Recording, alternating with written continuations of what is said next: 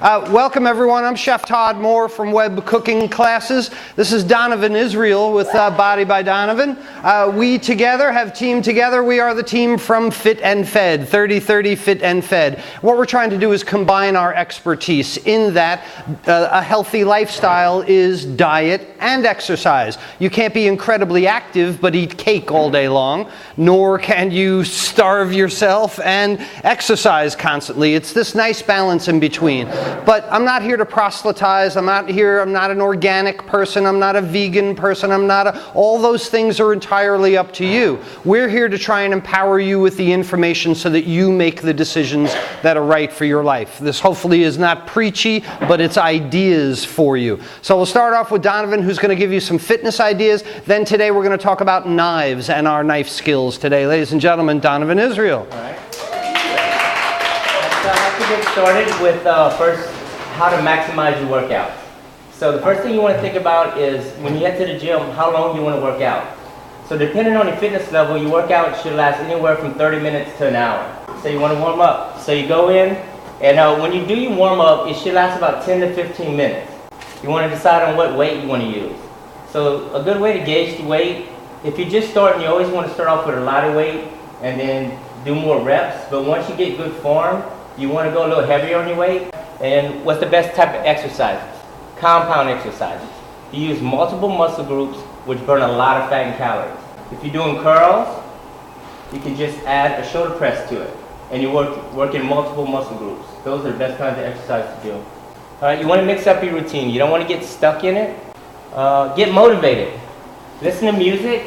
I like putting my earbuds in because this probably happens to a lot of y'all. You'll have a friend coming in, you're working out, really getting a good one in, and he comes up and he puts his foot up and he's like, so what you did last night?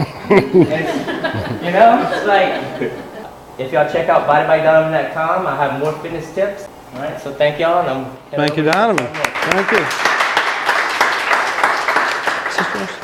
Donavon makes a really good point. We're all really busy, right? I mean, we don't have time to work out for an hour, 15 minutes, hour and a half, on and on and on. Getting the most out of the time that you have is really the key. I want to continue on that theme and try and help you with some basic ideas to get the most out of your cooking. If you've ever noticed, if you buy wholesome ingredients, they don't already come cut up into little cubes for you, right? Wholesome ingredients, fresh ingredients, cucumbers aren't square. And you need to be able to use kitchen knives to break these things down. Well, the keys to what I teach in culinary college and what I teach on webcookingclasses.com is consistency of cut is consistency of cook. So I promise you, this might be difficult for adults at first, what I'm about to show you today, but I promise it eventually makes things so much faster, so much easier, and so many of my students, when they learn knife skills, they love chopping stuff up. I mean, they can't stop chopping stuff up, and this is a gateway drug. If you love chopping stuff up, it is a gateway to having to get fresh stuff to chop up. So I have an ulterior motive in here. Chef's knife. Chef's knife, we've already talked about the composition of the chef's knife. A lot of people mistakenly believe you hold the chef's knife like a club. This is particularly dangerous because the chef's knife can spin in your hand if you hold it like a club. The correct way to hold the chef's knife is between thumb and forefinger at the bolster, where the handle meets the blade, at the bolster, and your other 3 fingers around the handle. And what this does is lock the knife into place. So now the crook of my index finger is against the spine of the knife where the handle meets the blade. My thumb and forefinger pinch the knife. What this does, now this knife can't spin. Now the knife is locked in. The correct use with the knife is called tip fulcrum method.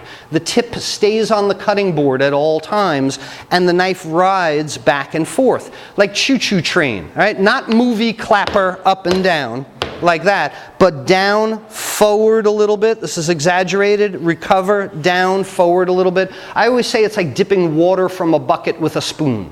You don't go splash straight down and straight up. You dip forward a little bit, you get that water, you come back, you dip. So it's tip fulcrum method in this regard, choo-choo train method. Now the motion becomes tip fulcrum method with my right hand, kung fu grip with my left. I will cut. The left hand will move an increment.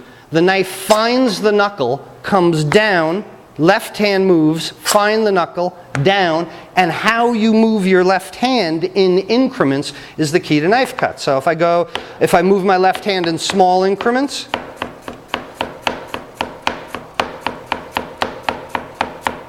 I get carrot rounds, not that one. I get carrot rounds that are all the same height.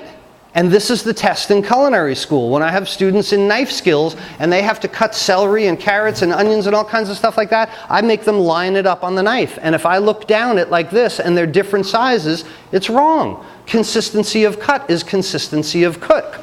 Kung fu grip and being able to keep the two in tandem. If I move my left hand in small increments, small cuts. If I move my left hand in larger increments, larger cuts. If I move my left hand in even larger increments, larger cuts. And this is the skill of the chef, being able to cut things consistently in a concerted effort.